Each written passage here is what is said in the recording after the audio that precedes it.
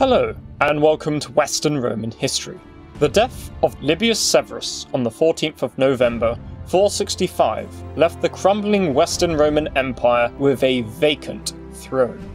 Perhaps as a testament to the utter weakness and dilapidation the empire was in, which now held little more than Italy and parts of southern Gaul. It took 16 months before a new man was proclaimed emperor. During the interregnum, the master of soldiers, Ricimer, effectively ruled the West while the negotiations went on. He even minted his own coins, though they were in Emperor Leo I's name.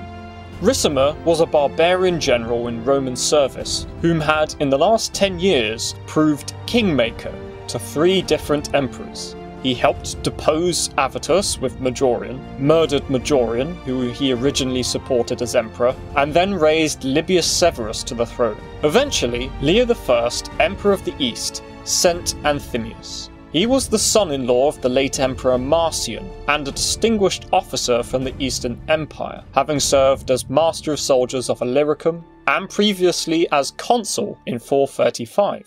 This was the man selected to be the next Western Roman emperor, and would be the last one of any real significance to hold that honour. Anthemius brought with him a large force to reinforce the West's battered armies. It was a triumph for Leo I because he sent a capable individual to govern the West and removed a potential candidate for the throne away from the East. Marcellinus, the semi-independent ruler of Dalmatia, accompanied Anthemius and lent him his support. Anthemius married Ricimer to his daughter, Olybrius, after being crowned emperor near Rome on the 12th of April, 467. This was a political move to placate the most powerful figure in the Western Empire at the time. Ships full of grain and honey were brought to Rome that settled anxieties over potential food shortage. Anthemius produced a number of laws and answered petitions from his subjects, as well as received a panegyric from the scholar and churchman Sidonius Apollinaris. Sidonius emphasized how Anthemius's appointment restored the unity of the empire. He was a man acceptable to the Gallo-Romans, as well as the Romans of Italy and the Eastern Roman Empire. This was especially important as the previous emperor Libius Severus had not been recognized by the Eastern Empire, as well as Marcellinus and Aegidius.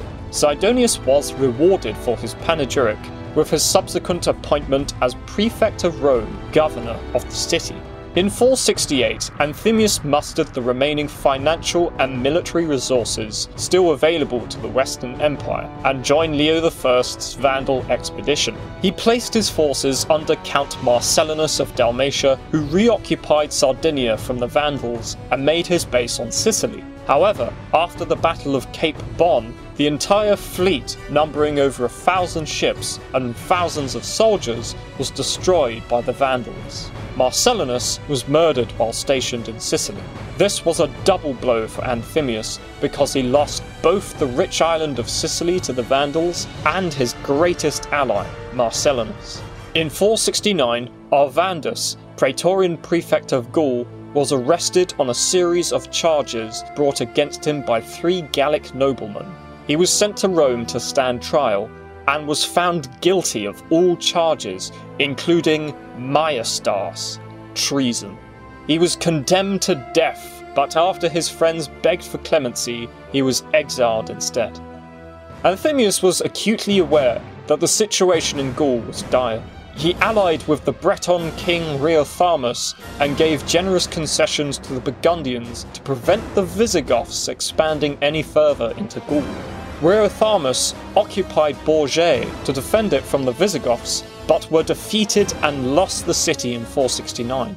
The Visigoths renewed their wars of expansion in 471 when their king Euric invaded southern Gaul and besieged Arles. Anthemius sent his son Anthemiolus at the head of an army against the Visigoths, but he was defeated and killed trying to relieve the city. Arles fell soon afterwards. Not only was this a devastating blow to the empire's possessions in Gaul and to Anthemius himself, but it symbolised the last major expedition by a Western emperor to aid his Gallic provinces. Some Gallo-Roman cities, such as Clermont, still held out, but Roman Gaul was effectively lost. The failure of the Vandal expedition to recover Africa, the West's most valuable province, left Italy in a desperate situation.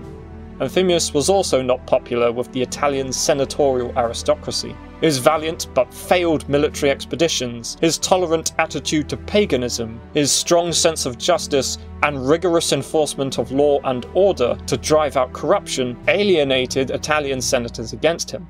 In the end, Anthemius' greatest threat was not the Vandals or Visigoths, but Ricimer, the master of soldiers. After Anthemius executed Romanus the patrician for treason in 470, Ricimer became Anthemius' enemy. Ricimer left Rome and rallied an army of 6,000 men stationed at Milan, which had been assembled by the Western Empire to attack the Vandals. The two opponents exchanged insults with each other. The emperor called his master of soldiers a skin-clad Goth, and the latter called his lord and master an excitable Galatian and Greekling. The Bishop of Ticinum managed to reconcile the two sides until 472, when the reconciliation broke down and was replaced by civil war. Ricimer asked his nephew Gundobad for help, whereas Anthemius requested aid from Widimir, king of the Ostrogoths. Ricimer and Gundobad marched on Rome in March 472. John of Antioch described what happened next. John of Antioch, fragment 209. He waged civil war inside the city for 5 months. Both those in authority and the mob sided with Anthemius, but the host of barbarians were with Ricimer. Odovacar was also with him. Anthemius was living in the palace. Ricimer cut off the districts by the Tiber and afflicted those inside with hunger. During the siege, Bilimer, a Gallo-Roman general, and some troops had come to aid Anthemius but were beaten by Ricimer's forces. The Emperor Leo sent Olybrius to mediate between the two parties and try and reconcile them. Instead, Ricimer proclaimed Olybrius emperor in April. This now gave Ricimer a clear alternative imperial candidate for his cause to rally behind against Anthemius, who was trapped in Rome. Anthemius desperately tried to hold the city against Ricimer, but defeat and starvation saw his partisans desert him. On the 11th of July, 472, Anthemius decided to flee, but was caught in the church of Santa Maria in Trastevere and beheaded by Gundobad. Anthemius would have some justice, as Ricimer died 30 days later after vomiting much blood. If you enjoyed this video, please do remember to like and subscribe, share, click that bell, check out my other videos, sign up to Patreon, and enjoy your day!